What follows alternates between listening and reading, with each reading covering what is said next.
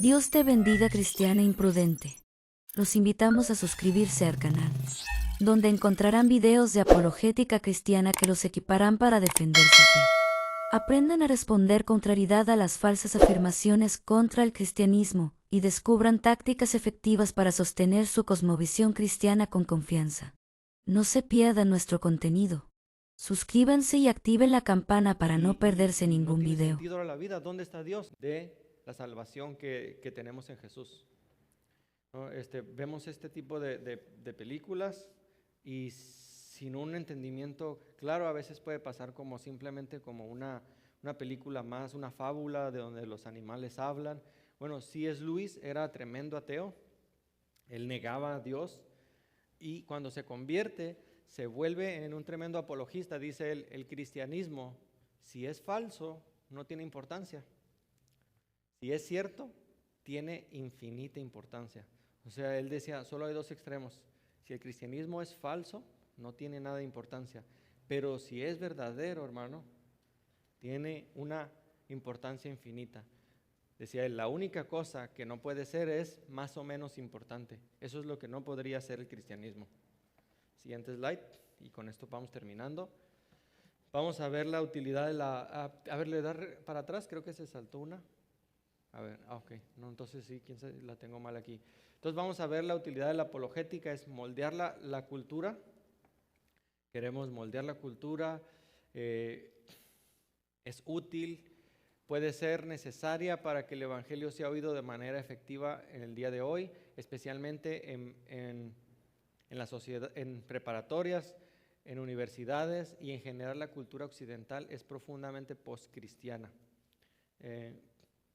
Anteriormente era más sencillo hablar de Dios porque la gente por lo menos tenía un vago entendimiento, pero cada vez como va pasando el tiempo, el mundo se va secularizando, es decir, cada vez se va desprendiendo aún más y más de lo que significa Dios. Entonces hay una secularización tremenda. Siguiente slide. Lo podemos ver en las noticias. Estamos siendo bombardeados con un montón de ideologías que ya no solo es en los libros de texto que usan tus hijos, es en las series de televisión, es en las películas, e incluso puedes empezar a ser visto como retrógrada si tú no aceptas este tipo de cosmovisiones. Eres una persona que se quedó allá en el año donde no existía ni la luz eléctrica, entonces tienes un pensamiento muy de cavernícola, ¿no? Y queremos realmente saber, o dejamos que la cultura siga impregnándose, siga absorbiendo al cristianismo, y eso incluye tu familia, tus hijos, tus nietos, toda la posteridad que viene, o empezamos nosotros a ser más bien los que causemos influencia. Y con esto de influencia no me refiero a que vamos a ir a la marcha, por ejemplo, a gritarles cosas o no, por eso vamos a ver tácticas. Siguiente slide. Todas las noticias que vemos. Recientemente falleció el Papa Francisco, llega uno nuevo, vemos las afirmaciones que se hacen en televisión, tanto del lado, lo digo entre comillas, cristiano. Corte Suprema en Oklahoma ordena quitar monumento de los 10 mandamientos. Siguiente slide. Y caemos entonces en este pluralismo y relativismo en la sociedad convencional, ¿no? La tolerancia es la mejor religión. ¿Qué opinan de esta afirmación? La tolerancia es la mejor religión.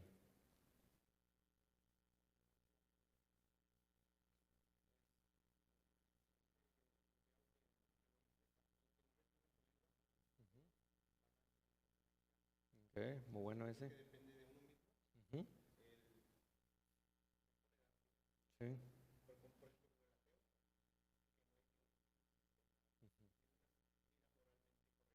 Okay.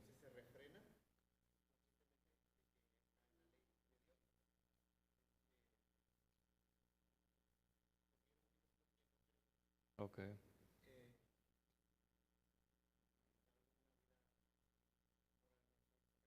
Claro.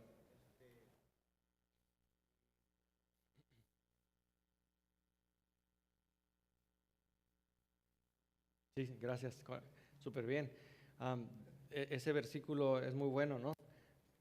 Pero algo que podríamos continuar viendo es qué es tolerancia, ¿no? Pues si alguien se acerca y me dice, oye, ¿sabías que la tolerancia es la mejor religión y el cristianismo no es tolerante? En vez de tratar de hacer un choque frontal, podría preguntar, ¿a qué te refieres con tolerancia? ¿Y a qué te refieres con religión? ¿No?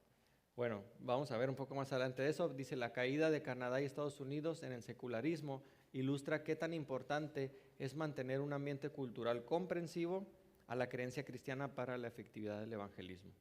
¿Sí? Siguiente slide. Y aquí es un punto. Las ideas falsas son los más grandes obstáculos para la recepción del evangelio. Podemos predicar con todo el fervor, ahorita hay que preguntarle, hermano, pero ¿por qué no cree? No, podemos predicar con todo el fervor de un reformador y así solo tener éxito en ganar una batalla por aquí, otra por allá. Si permitimos que todo el pensamiento de la nación sea controlado por ideas que impidan al cristianismo ser considerado no más que una falsa ilusión inofensiva.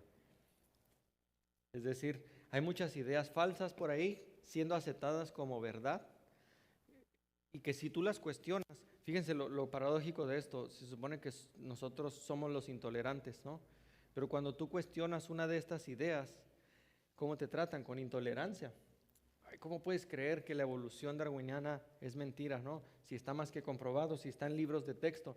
Bueno, cuando tú cuestionas una visión contraria que ya fue aceptada, te vas a topar con este tipo de pensamiento, ¿no? Siguiente slide. Dice, al practicar la apologética debemos ser relacionales, humildes con una actitud invitadora, ¿no? Entonces, en la apologética buscamos, porque también podemos ganar un debate en una conversación por aquí, en el trabajo, y realmente no llegar a nada, ¿no? Podemos darle buenos motivos para saber que está equivocado, pero si no saltamos de lo secular a lo espiritual, entonces nos quedamos solamente ahí. Queremos presentar razones de la esperanza con mansedumbre y reverencia, como dice 1 de Pedro 3:15. No es necesario abandonar los cánones de la lógica, la racionalidad y la verdad para ejemplificar estas virtudes. Siguiente. Entonces, es más una conversación. Siguiente ahí. Salió la imagen, pero bueno, perdón. Esa es la utilidad de la apologética, fortalecer a los creyentes, y este es mi punto con las emociones. Dios dio también las emociones, no me malentiendan con esto que voy a decir. No estoy diciendo que está mal los campamentos de jóvenes, no estoy diciendo que está mal que en una alabanza, y nos sucede, no lloremos con la alabanza, no estoy diciendo nada de eso, pero las emociones te llevarán solo hasta ahí. El lado emocional, entonces, necesitarás algo más sustancial. Y ese problema a veces cuando nos enfocamos que en los jóvenes solo darles la parte emocional, pero sin un entendimiento claro de lo que está sucediendo en ese momento, ¿no? Las emociones, como decía, Dios nos las dio, pero incluso las emociones a veces nos pueden engañar, ¿verdad? Incluso si no tenemos un entendimiento, podemos basar, y de hecho el posmodernismo es lo que enseña. Tú te sientes hombre, aunque eres mujer, eres hombre. Tú te sientes gato, aunque eres un hombre, puedes ser un gato. Y es un poco, a veces hasta dices, ¿cómo de verdad pueden llegar a...? ¿Cuándo nos imaginamos si le contaras a tu abuelo hace 20 años, 30 años, 50 años, cuando él era joven, y le pudieras mostrar lo que iba a suceder hoy? Dirías, ¿cómo puede ser que la gente pudiera? Pero bueno, las emociones solo nos pueden llevar hasta ahí, y después necesitarás algo más sustancial. Muchos cristianos no comparten su fe con los incrédulos simplemente por temor al que dirán, por, como les decía, no sé qué decir, no estoy preparado, y todas estas afirmaciones, no estoy preparado, no sé qué decir, se van a burlar de mí, y qué tal si me equivoco. ¿En quién están centradas estas preocupaciones? En mí mismo, ¿verdad? no están centradas en Cristo. No estoy preocupado, es que Cristo va a ser mal visto, o es que a Cristo a lo mejor le va a ir mal. No, todas estas preocupaciones están centradas en mí. La apologética te da una base sobre la cual plantarte y decir, no necesito ser un doctor o un científico para poder saber la seguridad que tengo, para poder saber la base sobre la cual está fundada mi fe. El entrenamiento apologético es una tremenda ayuda para el evangelismo, perdón. Siguiente slide.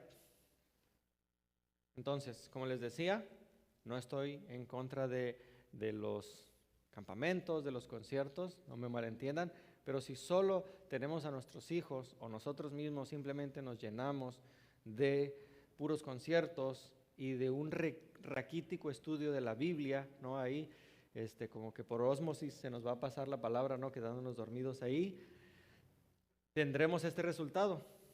Y cuando nos pregunte alguien, ¿y cómo sabes que Dios es real? No quiero evangelizar, dice el personaje de aquí, tengo temor. Jesús es realmente una copia de otros dioses. ¿Se recuerdan cuando vimos en la resurrección? Que por ahí, recuérdenme, se me olvidó mandarles ahí un link donde viene, en 5 minutos te explica la comparación de cada uno de estos dioses con Jesús. Pero bueno, la Biblia es un libro de mitos. ¿Qué tal esa? ¿No? ¿Qué hay de la pedofilia en las iglesias? Wow, eso son temas fuertes, que la gente llega a rechazar el cristianismo por causa de lo que ven en las noticias. Entonces, no es suficiente la experiencia emocional. Hay un libro que se llama Verdad Total, es un libro grande que dice que realmente abrazamos la filosofía cristiana de Génesis a Apocalipsis, pero realmente no la creemos, ¿no? Realmente no creemos lo que leemos. Entonces, como les decía, doy gracias a Dios por los grupos de jóvenes, por los campamentos que hacen.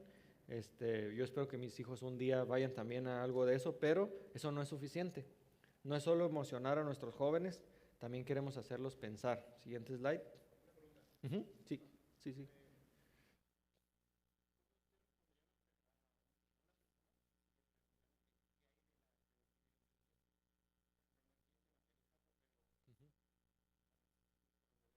Claro.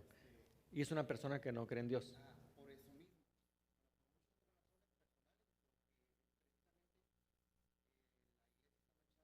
Ujú. Sí,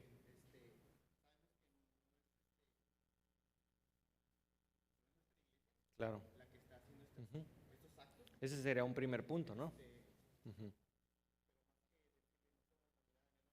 Sí, claro. Ah, sí, y ese tipo de ejemplos lo vamos a ver en tácticas, pero a la pregunta es, precisamente si es un ateo y me dice, ¿por qué en las iglesias sucede esto? Yo lo primero que le preguntaría es, ¿por qué crees que eso está mal? Y la persona diría, pues claro que está mal. ¿Cómo me preguntas eso? Bueno, es que te pregunto sobre qué base está definido el bien y el mal para ti. ¿Por qué me dices que eso está mal y eso está bien? ¿Cómo lo sabes? Porque la ley lo dice, ok, y si la ley no dijera que eso estuviera mal, ¿seguiría estando mal o sería correcto? Si la ley lo permitiera, ¿sería correcto? Y lo llevaría al ejemplo del aborto. La mayoría de los ateos, casi les podría decir el 90 y qué húbole, creen que el aborto es correcto. Y lo llevaría a ese tema. Le diría, oye, puedo responder tu pregunta, pero ¿qué opinas del aborto? No, pues que la mujer debe decidir. ¿Ok?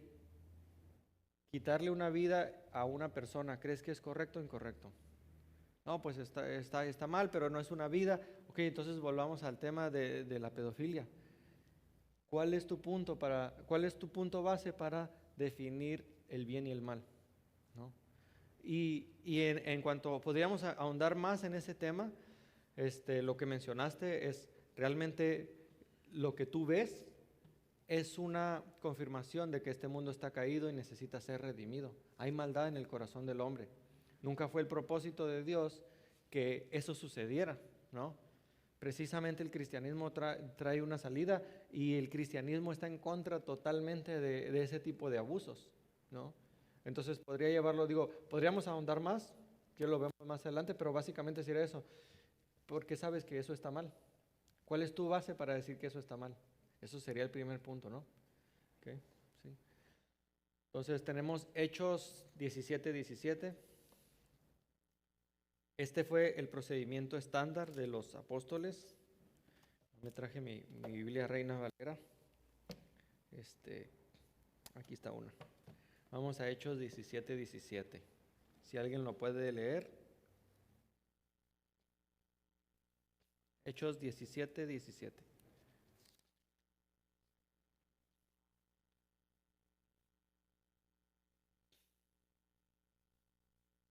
Dice, así que discutía en la sinagoga con los judíos piadosos y en la plaza cada día con los que concurrían. Y ese es el punto al que nos va a llevar la sección de tácticas. Porque hemos pensado que discutir está mal, que disentir con las personas está mal, que tener diferencia de opiniones nos vuelve menos espirituales. Pero ¿qué hacía Pablo? Decía, discutía. Pero hay una manera bíblica de hacerlo, ¿verdad? A mi punto aquí es que no debemos tener temor a la discusión. Que fue el procedimiento estándar de los apóstoles, argumentar a favor de la verdad del punto de vista cristiano con judíos y con paganos, ¿no? Y todavía algunos dicen que la apologética no es necesaria, si fue la base sobre la cual se esparció el evangelio.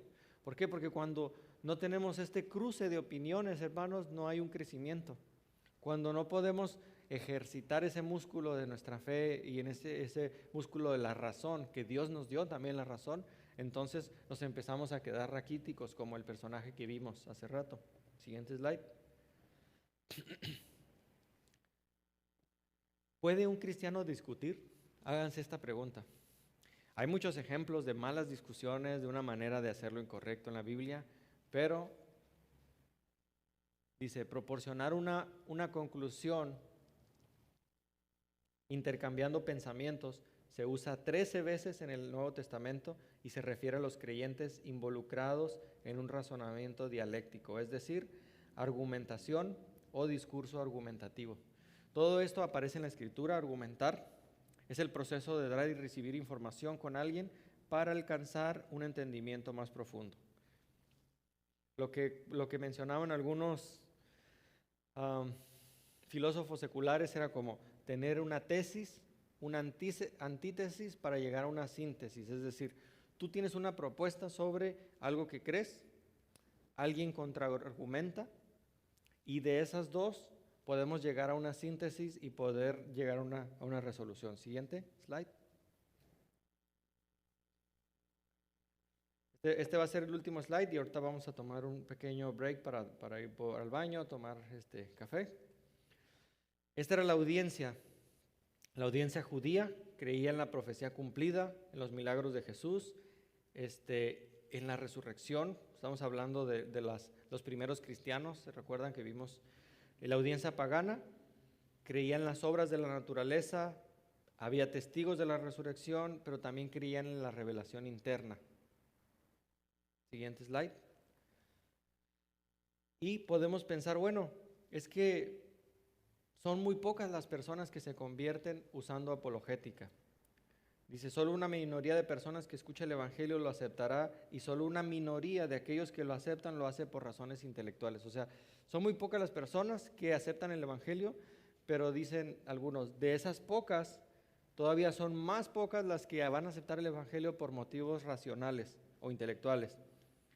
No debería sorprendernos que el número de personas con el que la apologética es efectiva es relativamente pequeño. Pero déjenme decirles, C.S. Lewis es uno de esos pocos que fueron alcanzados por motivos intelectuales y de razonamiento bíblico. Aquí vemos en rojo son los no convertidos, en verde convertidos al evangelismo tradicional, son la mayoría, y convertidos en el evangelismo y la apologética, esa parte pequeña en azul. Pero cuando alguien de estos, de la pequeña parte azul que vemos, es alcanzado, es de gran influencia para el evangelio y trae a muchísimas más personas, ¿sí me entienden? O sea, les decía, imagínense que Richard Dawkins se convirtiera a este personaje que ha dedicado toda su vida y eso es algo paradójico en el ateísmo, ¿no? Dios no existe, pero quiero estar hablando siempre de Dios, ¿no? Entonces él ha dedicado más de 25 años a demostrar la no existencia de Dios. Pero si este personaje un día se convierte, es una sola personita en ¿cuántos años? Unos 30, 50 años, pero este impacto, por ejemplo, el personaje que trabajó en el genoma humano, se me fue su nombre, Francis Collins, él trabajó en el proyecto del genoma humano, y él, siendo ateo, trabajando en el proyecto del genoma humano, se vuelve en creyente, en cristiano, cuando se da cuenta de las cadenas y decir, es que esto no tiene explicación más que hay un diseño en nuestro ADN, y él se convierte al cristianismo, y entonces muchas personas son influenciadas por la conversión de él. Entonces, vamos a tomar un pequeño break de unos 5 minutos para que tomen un poco de agua, café. Hay agua también ahí atrás, y pues si quieren ir al baño, ¿no?